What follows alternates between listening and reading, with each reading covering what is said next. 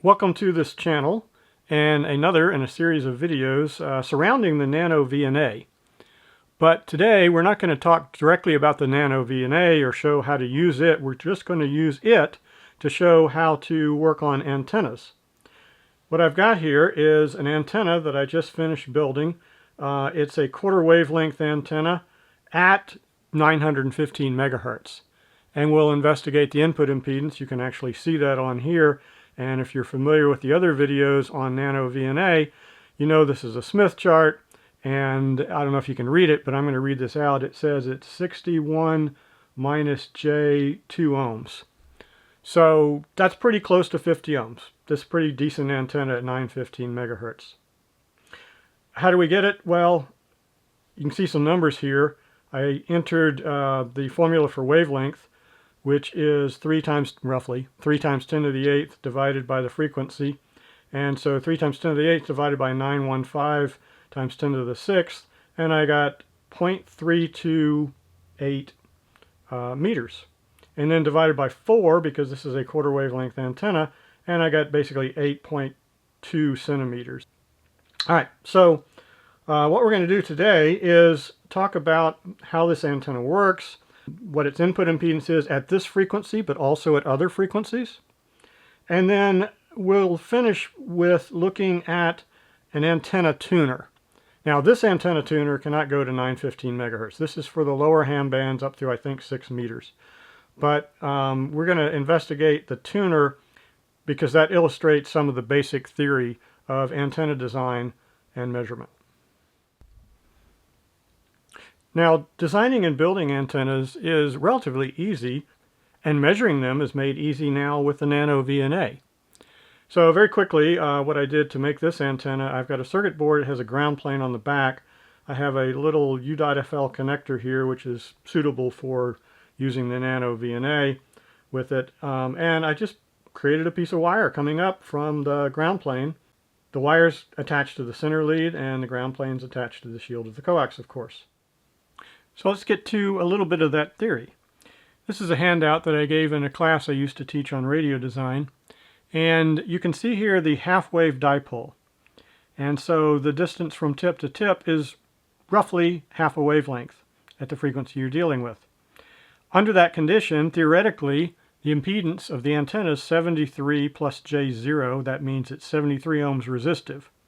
You can also do a folded dipole. It won't go through the theory here, but that raises the impedance to 300 ohms. You often find these in some old-style TV antennas. What we were dealing with is closer to the quarter wave monopole, which is an element that's a quarter wavelength long above a ground plane. So I want to show you that here. This is the element. It's about 8 centimeters tall, and the ground plane is actually the back side of this board is a ground plane. Now in theory, if you make the antenna quarter wavelength tall and the ground plane is infinite, you get 36 plus J0 or 36 ohms resistive. The antenna radiates in all directions around it. It does not radiate upward perfectly, but it's pretty good at almost any angle. And of course it does not radiate into the ground. The ground plane reflects the signal and keeps it in the upper hemisphere. Now, the 36 plus J0 ohms is a theoretical value. Real antennas don't have exact impedances, so we call anything from 30 to 40 ohms basically about right there. Now, coming back to our NanoVNA measurement, I have the NanoVNA set to sweep from 902 megahertz to 928 megahertz. So that is one of the ham radio bands, but it's also an ISM or unlicensed band. The readout is up here, and as I said, it's about 60 plus J. Well, see, now it's a little higher. It's 60 plus J 7 ohms. But that just depends on how the antenna is moving around, what's near it, and what the ground plane looks like. So that's one of the very cool things about using the NanoVNA or any antenna analyzer is you can, in real time, see what the antenna impedance is and how it changes. So right now, the impedance is reading out as 32 plus about 0 J. Now, why did it change so much? Before it was like 60 ohms or something resistive, and now it's like 30 ohms resistive. Well, that's because this is a metal box, and it's sitting on top of this board, which is capacitively linked to the ground plane. So basically, the ground plane extended. We have a much larger ground plane now. And so the antenna, we like to think that the antenna is this element, but of course we know that's not true. The antenna needs what's called a counterpoise or radials, or however you want to configure a ground plane underneath it. And in this case, it's normally the board is the way I had it set up, but now I've got it extended by having the case, the metal case of this at play as well. Now again, I designed that antenna to be about a quarter wavelength at 915 megahertz. And so it's somewhere in the 30, 50, 60 ohm range, as you would expect for a quarter wave monopole, especially with a ground plane, which is not ideal. What happens, however, if we make the antenna shorter? Here's the deal. If you create a short monopole, so if instead of having 8 centimeter tall wire, I'd only used 4 centimeters, it changes drastically. What happens is the resistive part decreases very quickly, but it becomes reactive, and this is a capacitive reactance because it's a minus J. And that could be like minus J 100 ohms. We'll measure the antenna shortly here and see what that looks like. Now, I could cut it down, or I could go to a lower frequency. If I go to the 70 centimeter ham band, which is, 420 to 450 megahertz in the US, then this antenna will be about half as long as it should be. It'll be about an eighth of a wavelength long instead of a quarter. And we would expect to see this behavior where we'll get a resistive part which is much less than 36 ohms, and we'll have a large capacitive part. So the center of the 70 centimeter ham band is somewhere around 435 megahertz. So I'm going back in the menus to stimulus, and I'm just going to change the center. I'll leave the span at 28 megahertz. That'll keep me sweeping only the ham band. So I will go to 435 megahertz. And you can see the impedance is now way over here, so it's a high impedance. It's in the lower half of the chart, so it's capacitive. And if I read it out, it reads out as 20 minus J 380. So that's consistent with what we said down here. Now, one other very, very important point. This says 20 minus J 370, 380, whatever. These numbers jump around a lot. If I put my hand near it, then I can change it drastically. But more importantly, any network analyzer, not just the NanoVNA, but any network analyzer does not read accurately over in this right-hand region where impedances are very high. So this 23 ohms could be 10 ohms. It could be 25 ohms. We don't know. The analyzer is just not that accurate because what it's measuring is the magnitude and phase of the reflected signal compared to the signal that got sent to the antenna, and that determines how long this line is. So if this point were to move slightly over to the right more because we got a just imperfect measurement of the magnitude of the reflection coefficient, this thing would go to the outside line and we go to 0 ohms, or it might go outside it and we go to negative ohms. This analyzes pretty decent, so I trust this value, but not the 21. It's probably 10 or 20 or something like that. And this is minus J370, it might be minus J320, it might be minus J450. Anyway, it's consistent, however, with what we said down here. Now, what if we want to get it close to 50? What if we want to get back to the center of the chart so we have good return loss, good matching? There's a couple of options. One is we create a loaded monopole. So at the base of this antenna, we stick a little coil, or maybe we stick it in the center. And where do you put it? Well, it depends on trying to get to 50 ohms resistive. I'm not going to do that. Instead, we're going to switch now to talking about antenna tuners. So many amateur radio operators operate at lower frequencies in the so-called HF bands. And this antenna tuner is in those bands. So I would be working with a much longer antenna, maybe a long wire thrown up in a tree. So here's an illustration of that scenario where we have a house here and a tree and a wire thrown up into that tree. The impedance of that is going to vary widely. Depends on how long the antenna is and the frequency that you're working at. These are often used for shortwave listening. Some ham radio operators may also do something like this, although they're more likely to create a semi-decent antenna rather than just a long wire with a random length. Now, before we go on, I should probably mention some of the rest of these antennas.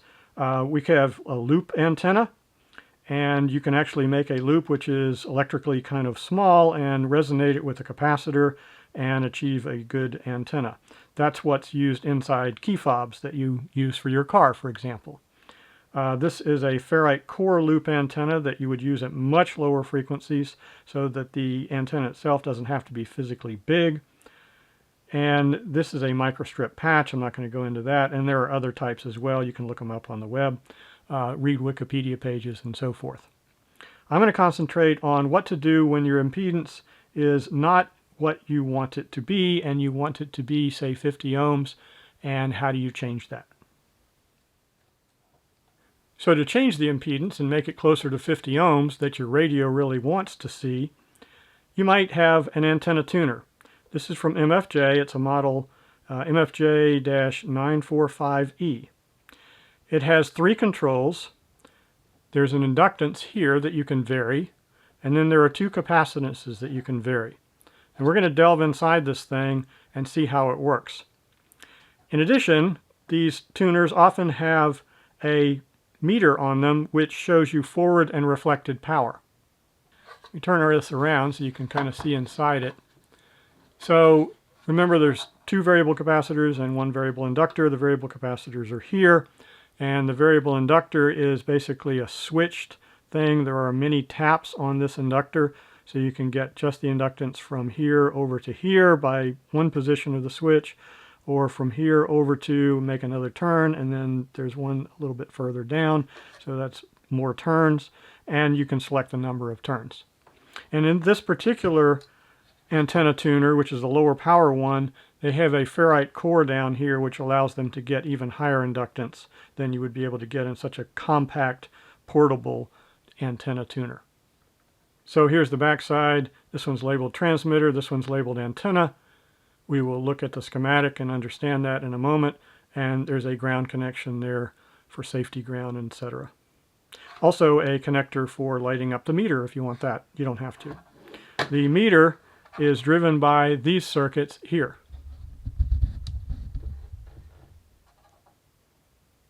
But let's go to the schematic to understand that.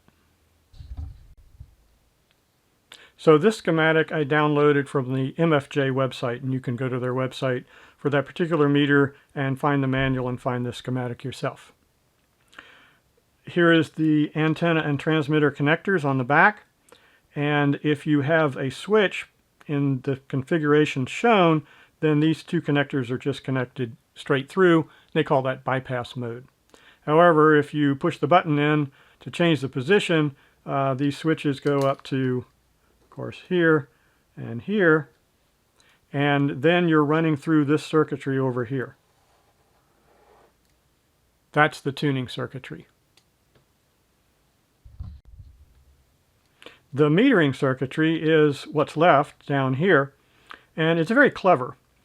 They take the transmitter connector, and let's say that you are sending a signal out, lawfully, of course, at the right frequencies that you are allowed to radiate in.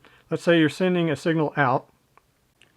That signal, according to transmission line theory that we've illustrated in some previous videos, will leave this connector and go through the matching network and out to the antenna, and as it does, it carries power with it in the form of voltage and current. So there's a forward traveling wave that goes out this way, and then a reverse traveling wave that comes back. And this circuitry allows you to measure and separate out the forward traveling wave voltage, current, and power from the reverse traveling wave voltage, current, and power, and that's read out on the forward power meter and the reflected power meter. Now, I'm not going to go into the details on this, But very briefly, let me show you a different schematic from a different tuner that makes it a little bit easier to see. So it's another schematic I pulled from the web. This is for an MFJ 971. And it's pretty much the same as the previous one, except it's a little easier to understand what's happening here. The voltage is sampled with this capacitive voltage divider. So the voltage at this point here is a smaller voltage than the voltage on this line. It's smaller because this is 220 picofarads and this is somewhere 0 to 10 picofarads, maybe 5, and so you have quite a voltage division. You have a fairly small voltage here, but still in the volts range if you're outputting significant power. There's a voltage there. Now, the current that's flowing down this line goes through this one-turn to n-turn inductor transformer configuration, and it's center tapped.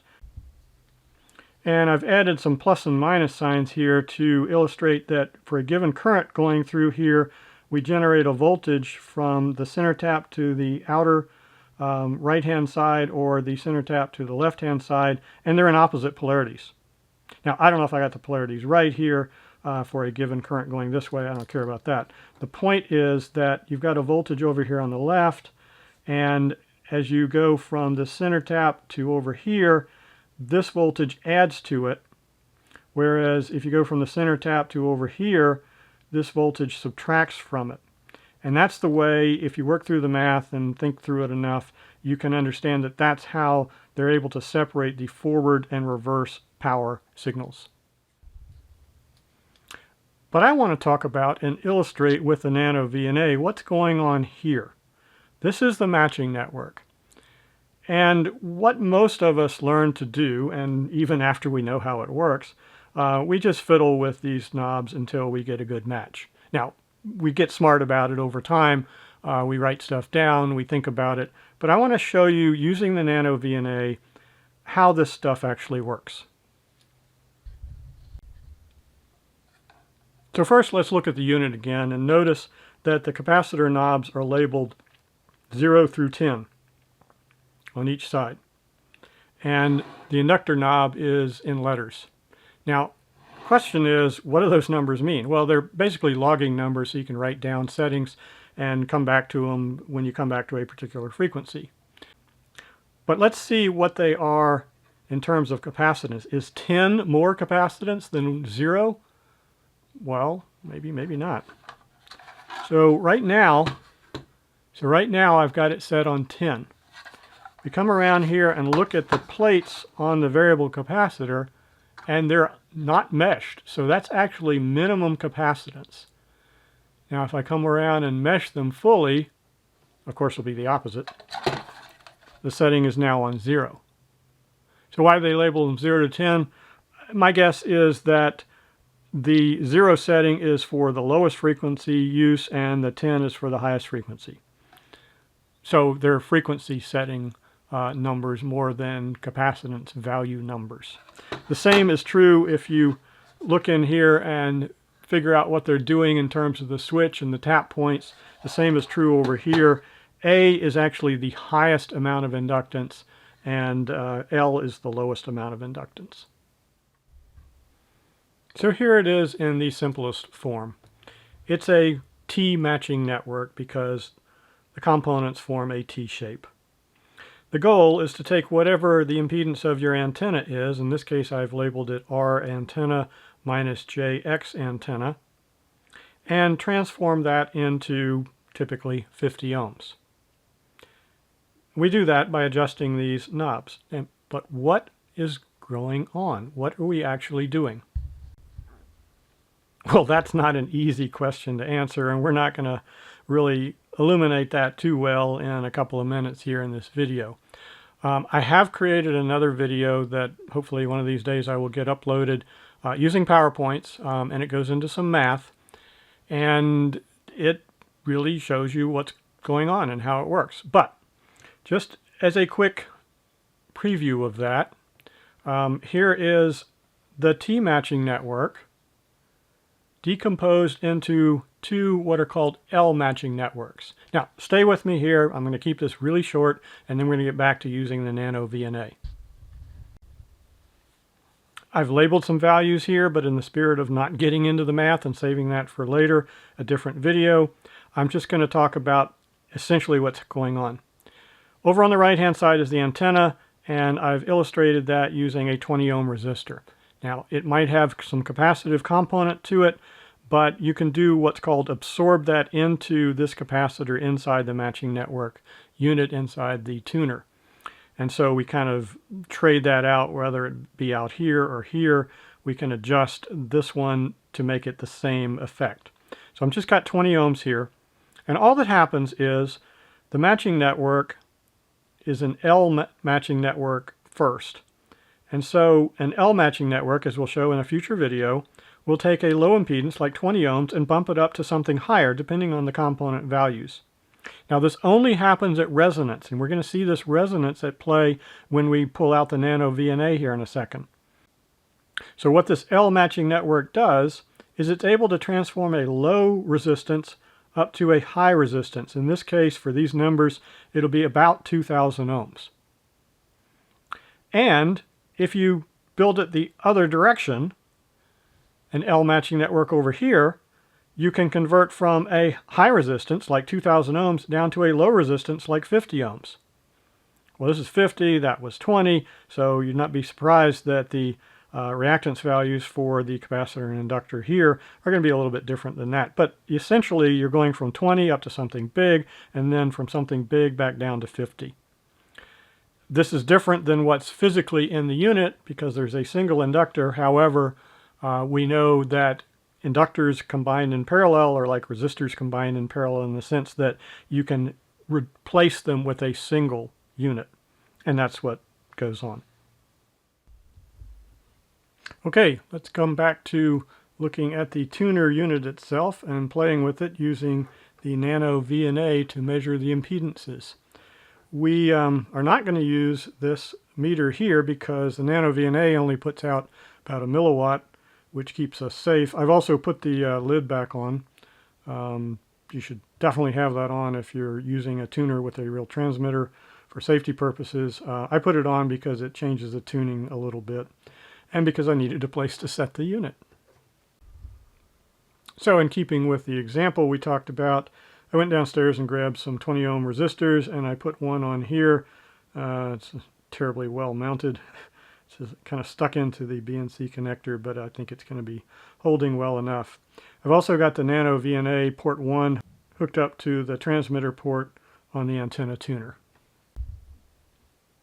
Another thing I'm going to do here is change the frequency setting on the NanoVNA.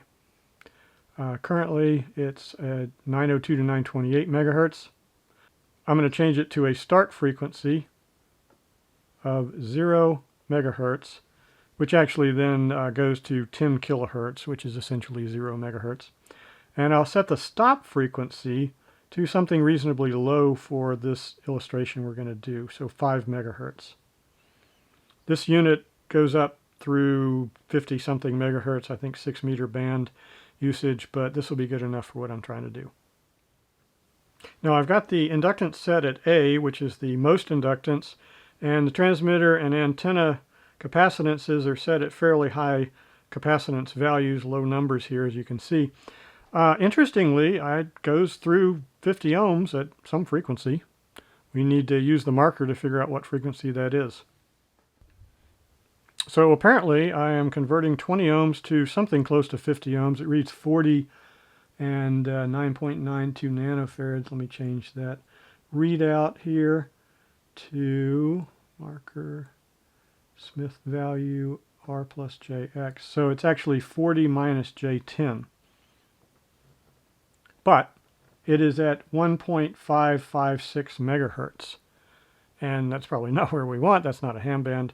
So I'm going to make it work at, I don't know, 3.7 megahertz in the 80 meter band. So I have now reset the marker on 3.702, close enough, megahertz, and I'm going to wiggle some knobs and see if I can get it to go to 50 ohms. This is not the best way to do this. Yeah, I'm not getting anywhere. Maybe I'll click this up here, move that. I've got a better idea. What I'm going to do is change the readout here to a format of log magnitude. This is much, much better. As you can see now, we have a dip. It's over here. This is 0 megahertz. This is 5 megahertz. So 1, 2, 3. So it looks like we're about 2.3 megahertz or something there. We need to get up here. Now, I'm going to turn the knobs to the higher frequency, which is the higher number, and you can see the thing move up in frequency. So I think this is a much better way to tune if you're trying to do it with this unit.